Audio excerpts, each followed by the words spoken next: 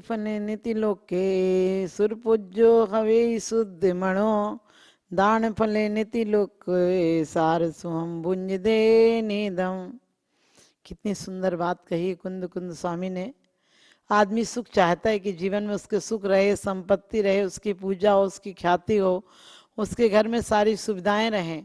तो कहा है कि पूजा के फल से तुम देवताओं के द्वारा पूज्य होते हो। देवताओं के द्वारा यानी करें सेविता की करें देव सेवा, सुने वे ने सोही लहें ज्ञान मेवा, जपे जाप ताको नहीं पाप लागे, धरे ध्यान ताके सभी दोष भागे। कहते हैं कि जो भगवान की पूजा करता है, सच्चे मन से पूजा करता है, उनके प्रति समर्पित होकर पूजा करता है, तो वास्तव में उस पूजा का फल होता है कि देवताओं के द्वारा पूज्य होता है। इसका मतलब धरती पर रहता है तो मनुष्यों के द्वारा पूजा जाता है, और जब तीर्थंकर हो जाता है तो देवताओं के द्वारा पूजनीय हो जाता है। यहाँ भी देखा, जो भी धर्म के लिए, जो भी व्रत संयम के प्रति अपने नियमों पर कायम रहता है, अपने 5 अणुव्रतों को निर्दोष पालन करता है, उसके लिए भी देवता जमीन पर आ जाते हैं। आपने देखा सुदर्शन को कितना दोष लगाया, लेकिन सुदर्शन सच्चरित्र थे तो उनके लिए देवों के आसन कंपायमान हो गए और सूली का सिंहासन हो गया, तलवार उनके लिए फूल माला हो गई। क्योंकि वास्तव में अणुव्रतों को भी जो कोई पालन करता है तब भी देवताओं के द्वारा पूजनीय हो जाता है। समंत्रभद्र स्वामी ने तो बड़ी अच्छी बात कही है कि वह तो इस प्रकार से है जैसे राख में दबा हुआ अंगारा हो, बाहर से देखने में ग्रस्त लगता है लेकिन अंदर से उसके अंदर साधुत्व पलता है, वह साधु बनने के लिए लालायित होता है।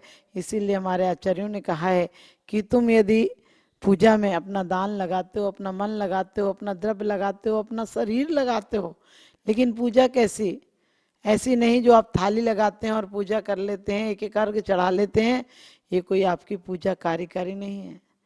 लेकिन पूजा में जब आपके भाव तन्मयता के साथ परमात्मा से जुड़ जाएं, आपको लगे कि यही पूजा मेरे लिए एक दिन पूज्य बना देगी। परमात्मा से मिलने का अवसर आता है मंदिर में। मंदिर सिर्फ वो जगह नहीं है कि आप आओ और सिर ढोक दो और घर चले जाओ। परमात्मा का मिलन का स्थान है वो। जिस प्रकार से आप परिवार से मिलना हो तो आप कितनी योजनाएं बनाते हैं कि उससे मिलेंगे तो ये बात कहेंगे, ऐसी बात कहेंगे, वो ये जवाब देगा, हम ये कहेंगे, उससे समय रखेंगे, उसके यहाँ जाएंगे। लेकिन परमात्मा के द्वार में लोग नियम ले लेते हैं, कहते हैं नियम लेना है पुगाना है। नियम लेना है तो पूरा तो करना पड़ेगा। ध्यान रखना, आप घर जाने का नियम नहीं लेते हो, घर जाने के लिए आप लालायित रहते हो। कई बार लोग हमसे कहते हैं माता जी सब लोग तो परमात्मा को चाहते, फिर परमात्मा मिलता क्यों नहीं। हमने कई लोग कहते हैं परमात्मा को चाहते हैं, लेकिन परमात्मा को कोई नहीं चाहता है। परमात्मा से भी अपना घर मांगने के लिए आते हो, परिवार मांगने के लिए आते हो, जबकि आचार्य कहते हैं घर परिवार आपको काम नहीं आएगा, लेकिन भगवान की पूजा की होगी तो आप देवताओं के द्वारा पूजनीय हो जाओगे, और एक दिन देवताओं के द्वारा नहीं जगत पूज्य हो जाओगे। इसका मतलब तुम अरिहंत बनकर सिद्ध हो जाओगे। वो सिद्धि पालोगे जिस पाने के लिए सदियों, जिस पाने के लिए हम जन्म जन्मांतर तरसे हैं। और कह दिया दान फले नेति लोए सार सुहम भुंज दे नियम। कहते हैं दान के फल से औषधि शास्त्र अभय आहारा, औषधि दान से आप किसी के रोगों को ठीक कर सकते हैं, और ज्ञान दान से आप उसकी परंपरा को विशुद्ध बना सकते हैं, अपने धर्म की परंपरा को विशुद्ध बना सकते हैं, और दान देकर आप उसके जीवन को, उसको परमात्मा बना सकते हैं। आप ये मत सोचना कि आपने सिर्फ ज्ञान दान दिया तो आपने किसी का जीवन सुधार दिया, बल्कि ज्ञान दान के माध्यम से आपने एक परमात्मा बना दिया। क्योंकि कहा है छैडाला में कि करोड़ों वर्ष की तपस्या से भी जो कर्म नहीं खिपते हैं, नहीं नष्ट होते हैं, वो ज्ञानी के क्षण मात्र में नष्ट हो जाते हैं। क्योंकि बड़ी अच्छी बात कही है कुंद कुंद स्वामी ने भी कि दान और पूजा आदि यदि सम्यक्त के बिना होते हैं तो सब निष्फल होते हैं, और सम्यक्त के साथ होते हैं तो सब कार्यकारी होते हैं। क्योंकि वेद विज्ञान होता है। जिस प्रकार से पागल को पेन से दे दो तो वो पेन से कागज को गंदा कर देगा, पेन वैसे ही चलाएगा, पेन की स्याही बगी होगी लेकिन वो गंदगी कर देगा, टेढ़ी मेढ़ी लाइनें लिख देगा। और जो ज्ञानी होगा तो उससे बहुत अच्छे सम्मान पत्र लिख देगा, कविताएं लिख देगा जो पुरस्कार के काम आएंगी। इसी प्रकार से जीवन में तुम्हें धन मिला है, यदि तुम व्यसनों में लगा दोगे, चोरी चपाटी में लगा दोगे, तो तुम पागल की तरह अपनी लाइनों को गंदा कर रहे हो, अपने पेन की स्याही को व्यर्थ कर रहे हो। और ज्ञानी सम्यक दृष्टि हो तो तुम अपनी स्याही से प्रेम पत्र लिख रहे हो। परमात्मा तक पहुंचने के लिए सम्मान पत्र लिख रहे हो, वो किसी और के लिए सम्मान पत्र नहीं है, स्वयं के सम्मान पत्र हैं। हम कहते भी हैं यह अर्घ कियो निज हित तुमको अर्पित हो। परमात्मा तुम्हें तो बीच में डाल रहा हूं, क्योंकि अर्घ तो मैंने अपने हित के लिए किया है, और ये हित शरीर का नहीं हित। शरीर का हित तो जब तक संसारी में रहेगा सम्यक दृष्टि प्राणी जिस जिस पर्याय को पाएगा, सबसे श्रेष्ठ पर्याय पाएगा। दरिद्री नहीं होगा, गरीब नहीं होगा, और विकलांग नहीं होगा, भवनत्रिक में पैदा नहीं होगा, एक इंद्रिय आदि में पैदा नहीं होगा। और कह दिया कि यहाँ तक कि वह स्त्री तक नहीं होगा। और क्या चाहिए? आदमी यही तो चाहता है, शरीर स्वस्थ हो, यश बढ़े, ख्याति बढ़े, और उसकी शुभ सुविधाएं रहें। तो बिना मांगे परमात्मा बहुत कुछ देता है। मांग कर गलती मत कर लेना, क्योंकि मांगोगी तुम क्या मांगोगे? वही मकान दुकान जो यहीं छूट जाएगी। परमात्मा तो वो देने को तैयार है, अपना पद देने को तैयार है। तो तुम्हें जो कुछ मिला है तुम दान दो।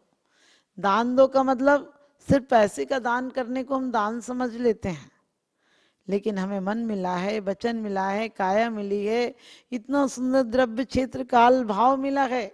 लोग चोरियां कहते हैं, हम चोरी नहीं करते हैं, लेकिन परमात्मा आपके पुण्य की वजह से तुम्हें ये शरीर मिला है। शरीर से कभी हिसाब लगाया करो। सामायिक में लोग मालाएं फेरते रहते हैं, कोई पाठ पढ़ लेते हैं, तोतों की तरह रट लेते हैं, रोज पढ़ते हैं, मैं एकाके एकत्व लिए सभी आते, तन धन को साथी समझा था पर ये भी छोड़ चले जाते। ये कब तक रटते रहोगे इसी तरह से कि तन धन को साथी समझा था पर ये भी छोड़ चले जाते? ध्यान रखना, जब कोई परिवार का मरता है उस दिन लगता है कि बहुत कुछ घट गया, बहुत कुछ मर गया, लगता है अपने अंदर से कुछ मर गया, अपने अंदर से कुछ नष्ट हो गया, जीवन की उमंग खत्म हो जाती है। क्योंकि हमने जीवन की उमंग, जीवन के अंदाज, जीने की शैली दूसरों पर आधारित की थी। हमने कब आधारित की अपने आप पर? हमने कब अपने आप को पूर्ण समझा है? हम तो वो हाल है कि अपने हाथ में तिजोरी हो फिर भी भीख मांगने की आदत पड़ी है। हम स्वयं परमात्मा बन सकते हैं, परमात्मा के आदर्शों को अपने जीवन में आचरण बनाए तो हम भी परमात्मा बन सकते हैं।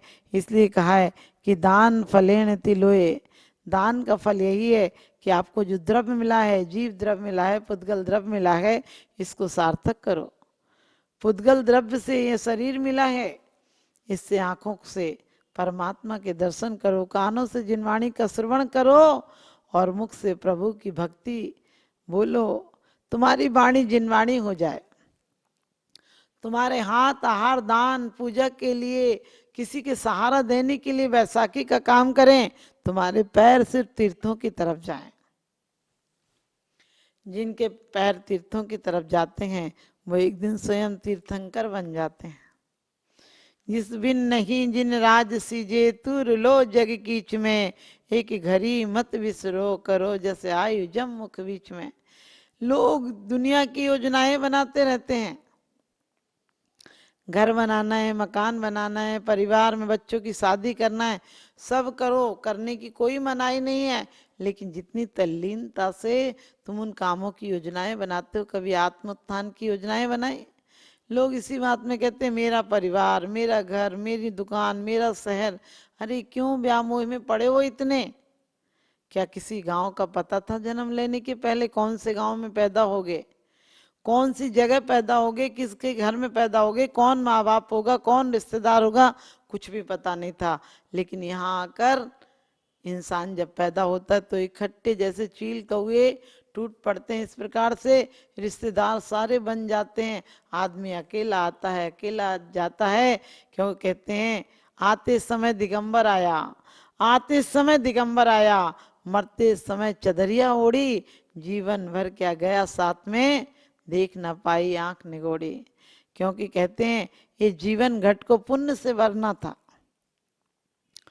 जीवन घट को पवित्र भावनाओं से भरना था, लेकिन तुमने क्या ईर्षा कलेश छल से भर लिया, और अब दुर्गंधी देगी ये, आपके जीवन को नष्ट कर देगी। आपने देखा होगा बड़े बड़े सेठ सम्राट भी भिखारियों की तरह गरीब होकर, दीन दरिद्री, उनके चेहरों पर कोई मुस्कान नहीं होती है, कोई संतुष्टि नहीं होती है, मर जाते हैं।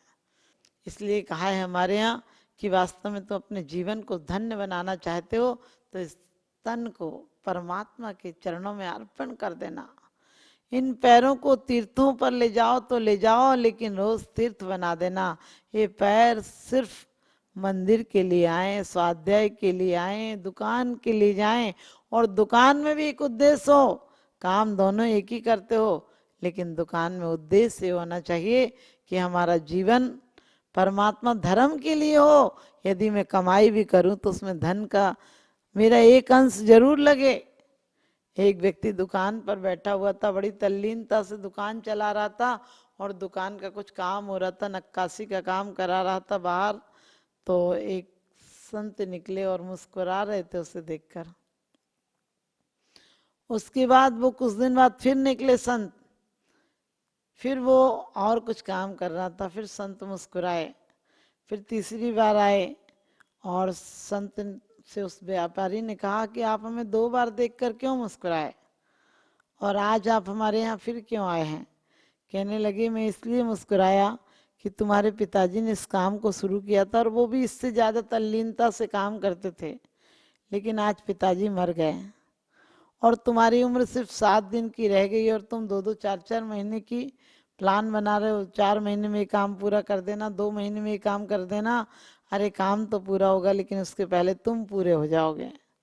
उसने कहा आपको कैसे पता मेरे पिताजी? बोले मैंने उनको भी बहुत समझाया था, लेकिन वो ये कह के चले गए कि आखिरी टाइम में धर्म कर लेंगे, और आखिरी टाइम किसी को पता नहीं होता है कब किसका जिंदगी की शाम ढल जाए।